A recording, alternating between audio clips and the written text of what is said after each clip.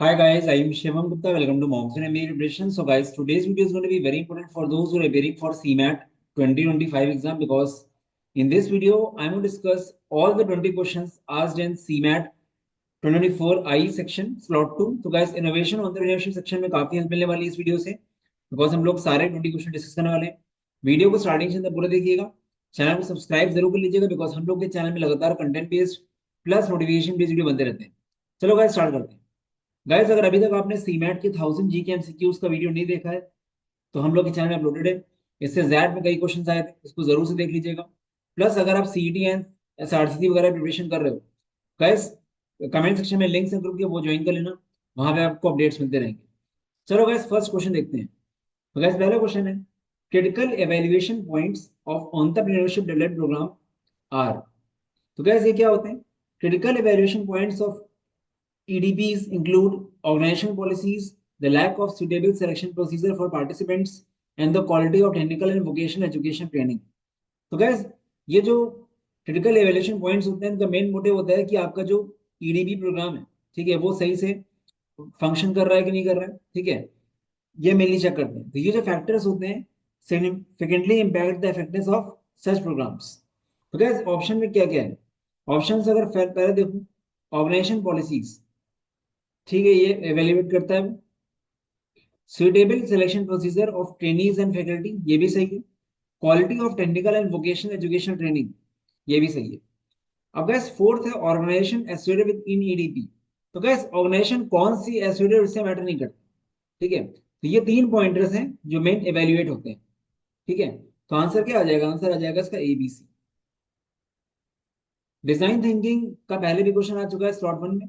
Design thinking has the following important stages. Guys design thinking का first step होता है empathise. इसका मतलब होता है कि आप कस्टमर के पॉइंट ऑफ व्यू से क्या फील कर रहे हो, क्या सोच रहे हो, आपको वैसे सोचना पड़ता है। कोई भी आपको अगर आइडिया जनरेट करना है उसके लिए, तो ऑप्शन तो बी सबसे पहले आएगा। उसके बाद गैस प्रॉब्लम स्टेटमेंट को आपको प्रॉपरली क्लियरली आर्टिकुलेट करना होगा, ठीक है। फिर उसके बाद आइडिएट होता है, ठीक है। सॉल्यूशंस क्या हो सकते हैं उसके, उसको आपको देखना होगा। फिर प्रोटोटाइप होगा, ठीक है, एंड देन उसका फिर टेस्टिंग होगी, टेस्टिंग ऑफ प्रोटोटाइप्स। तो BAECD, तो ये आप आंसर आ जाएगा BAECD। तो गैस पॉज करके एक बार पढ़ते भी रहना है सब चीजें क्योंकि एग्जाम में कई बार रिपीट हो जाती है। Becoming an entrepreneur is more about. तो guess becoming an entrepreneur is more about mindset, क्योंकि आपका जैसा माइंडसेट रहेगा उसके अकॉर्डिंग आपके अंदर इनोवेटिव आइडियाज आएंगे, फिर आप ग्रो करोगे, ठीक है। तो बहुत मैटर करता है गैस कि आप क्या कैसे सोचते हो, क्या उसी उसी के अकॉर्डिंग आपका ग्रोथ कैसा होने वाला है। आपने देखा होगा कुछ स्टार्टअप्स काफी पहले स्टार्ट हुए थे बट कितने कम टाइम में ग्रो, मतलब काफी पहले स्टार्ट हुए थे इसलिए वो ग्रो नहीं कर पाए। और बहुत सारे स्टार्टअप 4-5 साल में कहाँ से कहाँ पहुंच जाते हैं। तो स्ट्रैटेजी माइंडसेट कैसा है वो मैटर बहुत करता है, ठीक है। बाकी और चीजें मैटर करती हैं, ठीक है, कमिटमेंट मनी वगैरह, बट मेन चीज है माइंडसेट, ठीक है। तो क्लोजेस्ट चाहिए। Bottom line measures of social performance for an entrepreneur include which of the following. तो गाइस एक कंसेप्ट होता है triple bottom line.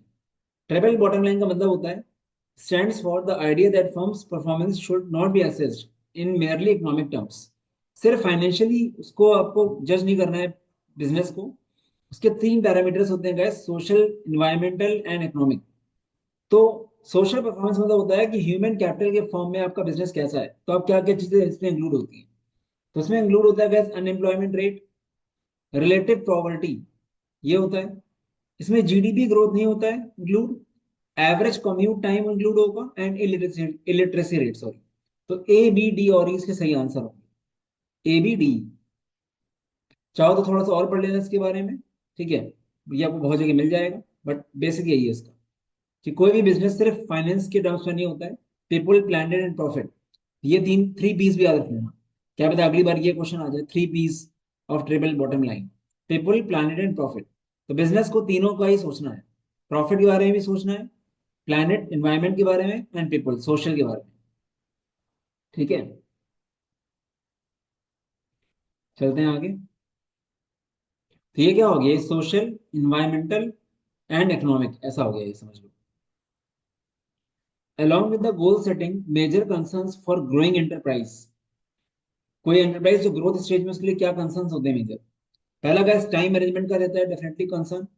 Finding, retaining and motivating human resources, वो रहता है कंसर्न। फाइंडिंग न्यू फाइनेंसर्स, ये बहुत बड़ा सा कंसर्न नहीं है, एक बार आपने अगर हो गया तो ठीक है। फिर guys, diversification and export potential, and then we have performance measurement and incentives. तो गैस यहाँ पे जो आपका रहेगा वो आपका ये रहेगा, परफॉर्मेंस मेजरमेंट एंड इंसेंटिव्स, ये तीन रहेंगे इसमें। ठीक है, तो ये आपका आ जाएगा ए, बी और ई, ये तीन इसके रहेंगे मेन। ठीक है, ये दोनों इसमें बहुत वो नहीं। चलते हैं आगे। Given below are the two statements. Business ideation is an important aspect of venture creation. Conversation that happens in an elevator is known as elevator pitch. पहला तो सही है, business ideation is important aspect of venture creation, ideation पहला सही है। Conversation that happens in elevator, इसको elevator pitch नहीं बोलते हैं गाइस, इससे ये वो हुआ है, बट एलिवेटर पिच का मतलब होता है कि आपकी ऐसी पिच होनी चाहिए 30 सेकंड्स की, इतने कम टाइम की, मतलब इट इज सेम एज कि आप कोई बिजनेस के बारे में 30 सेकंड्स में एक ओवरव्यू दे पाओ, उसको बोला जाता है एलिवेटर पिच। तो ये वहीं से आया कि आप कोई एलिवेटर में हो और जब तक आपका डेस्टिनेशन आ जाता है तब तक आप समझा पाओ, तो यहाँ से ये नेम आया है। बट इसका एक्चुअल मीनिंग ये नहीं कि एलिवेटर में आप जो कन्वर्सेशन कर रहे हो। ठीक है, तो एलिवेटर पिच क्या है? एक 30 सेकंड्स में आप कैसे अपने बिजनेस के बारे में, अपने बारे में इंट्रोड्यूस कर पा रहे हो, उसको बोलते हैं एलिवेटर पिच। ठीक है, तो पहला वाला गलत है, पहला वाला सही है, सेकंड वन इज रॉन्ग। ठीक है, तो first is correct and second is incorrect, ये सही है। Third, diffusion of innovation theory is associated with M Rogers. ठीक है, ये है। बाकी मैंने इस पे वीडियो बनाया हुआ है guys, इस तरह की थ्योरीज पे एक वीडियो बनाया है, चैनल देखने जाके उसको। ठीक है, उससे क्वेश्चन आ सकते हैं, बहुत सारी थ्योरीज पे क्वेश्चन आते हैं। Shruti wants to launch a small floral shop in Nagarbavi, Bengaluru. As a part of the business plan, she prepared an engaging MS PowerPoint presentation to garner interest among potential investors and trigger discussion. This format of business plan is known as, तो guys इसको pitch deck बोलते हैं। जब भी आप कुछ funding के लिए जाते हो तो अपना बिजनेस जो बनाते हो प्रॉपर, जिसमें मल्टीपल चीजें होती हैं पिच डेक में, उसको पिच डेक बोला जाता है। ठीक है, तो अपने जो बिजनेस आपका जो स्टार्टअप करने वाले हो उसमें मल्टीपल पैरामीटर्स इंक्लूड होते हैं। ठीक है, फाइनेंशियल्स हो गया, आपकी आगे की प्लानिंग, फोरकास्टिंग, सब कुछ, तो ये बोला जाता है पिच डेक, काफी कॉमन चीज है। ठीक है, dividing the market into small niche is known as targeting. तो गाइस ये टारगेटिंग नहीं होता है, सेगमेंटेशन बोलते हैं।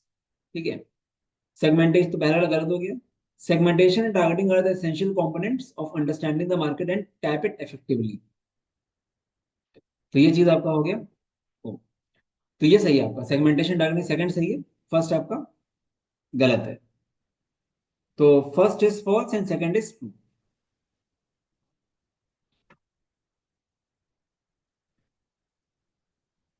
To maintain consistent business throughout the year, an entrepreneur may, consistent business अगर आपको चाहिए तो entrepreneur क्या करना चाहिए? To do a multiple business at a time, have more than one customer segments. ठीक है, तो ये सही है, ये चीज। ठीक है, तो अगर आपके पास मल्टीपल सेगमेंट्स रहेंगे, आप अलग अलग प्रोडक्ट्स लॉन्च कर रहे हो अलग अलग उसके लिए, तो डेफिनेटली आपको कभी ऐसा नहीं होगा कभी डाउनफॉल आ जाए बिजनेस में। ठीक है, अगर आप एक ही चीज फोकस करोगे तो एक टाइम के बाद दूसरा सीजन बिल्कुल स्टैग्नेंट हो जाएगा। इसलिए मल्टीपल प्रोडक्ट्स होने चाहिए डिपेंडिंग ऑन द, जिससे आपका कस्टमर को आप टारगेट कर पाओ अलग अलग सेगमेंटेशन, ये इंपॉर्टेंट। ठीक है, following are the reasons of success of entrepreneurial ventures. तो गैस क्या क्या रीजंस हो सकते हैं सक्सेस के? Effective market research, definitely. Good financial control, good management, caste of entrepreneur, इसका कोई मतलब नहीं है, गुड आइडिया। तो ए, बी, सी और E. Which of the following statement are correct?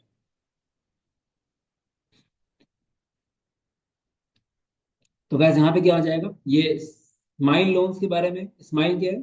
सिडवी make in India soft loan fund for micro small and medium enterprises. Micro small and medium enterprise MSME was initiated by government of India to make MSMEs take active part in Make in India campaign. The primary focus is to provide financing to small enterprises within the MSME sector. ठीक है, तो इसमें gas कौन सा option रहेगा? SMILE loans are aimed pursue growth opportunities, पहला सही है। ठीक है। SMILE loans are aim to pay for the earlier loan.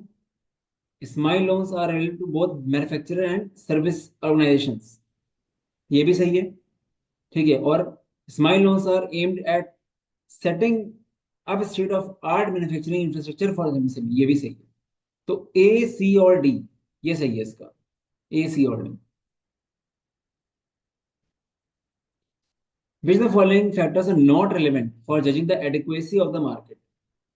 Market मतलब कोई मार्केट की स्टडी करनी है, इसमें मार्केट में अगर हम जाएं तो क्या ग्रोथ है, उसके लिए गैस लेबर मार्केट इसका आंसर होगा।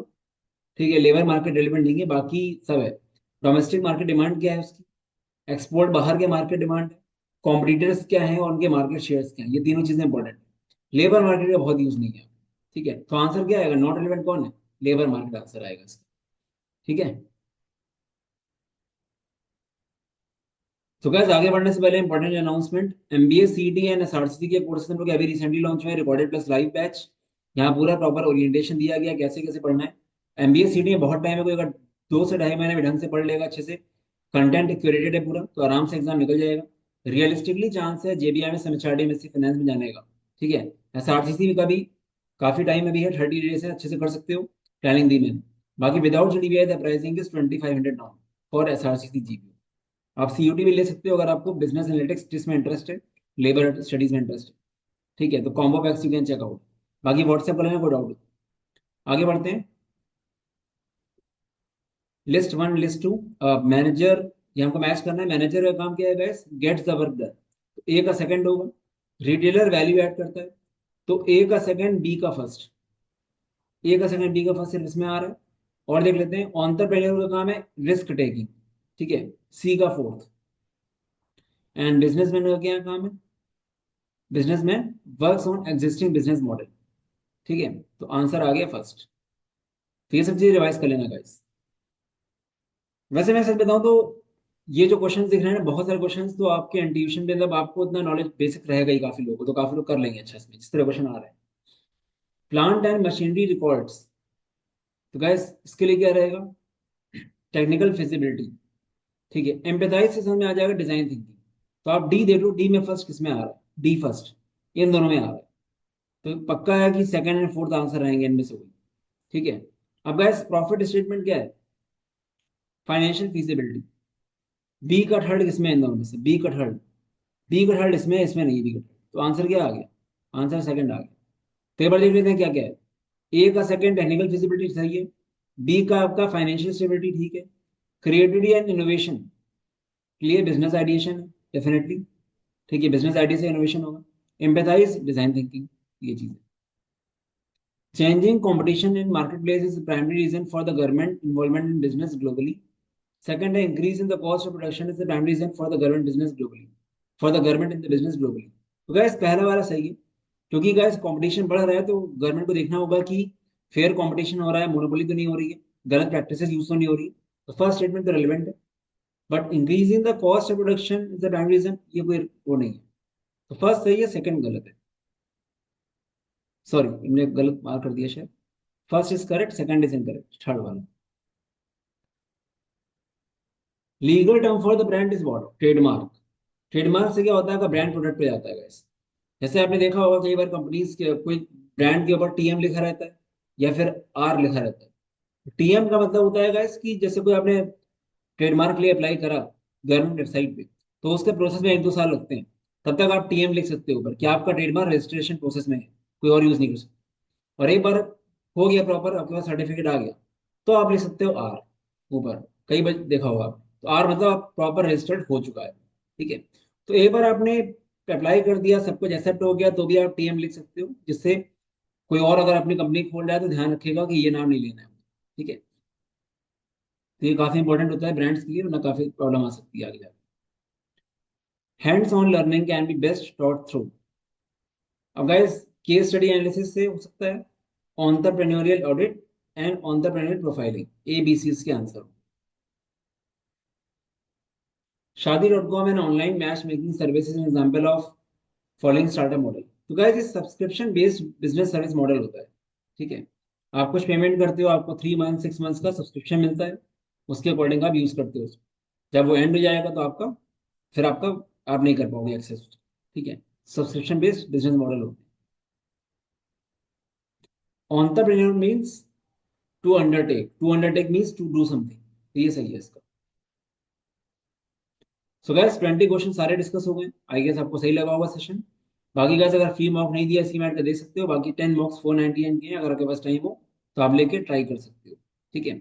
बाकी रिजल्ट्स की बात करूँ तो 14 JBMS कन्वर्ट्स 200 प्लस 98% सी मैट में, SRCC में 18 plus SRCC Delhi converts, COT में 100 plus score more than 260 plus. So guys अगर आप नेक्स्ट ईयर की प्रिपरेशन कर रहे हो, कैट एंड MBA का बैच नंबर 35 से स्टार्ट हो रहा है। Extremely economical and dedicated course है, जैसे बोला जाएगा अगर एग्जैक्टली वैसे पढ़ोगे आराम से एग्जाम निकलेगा। बाकी हम लोग का सी मैट तो खैर अब हो ही गया, SRC वगैरह का आप डिटेल्स देख सकते हो, मुझे व्हाट्सअप कर सकते हो। बाकी results and reviews you can check out, we have more than 1000 plus reviews, ठीक है।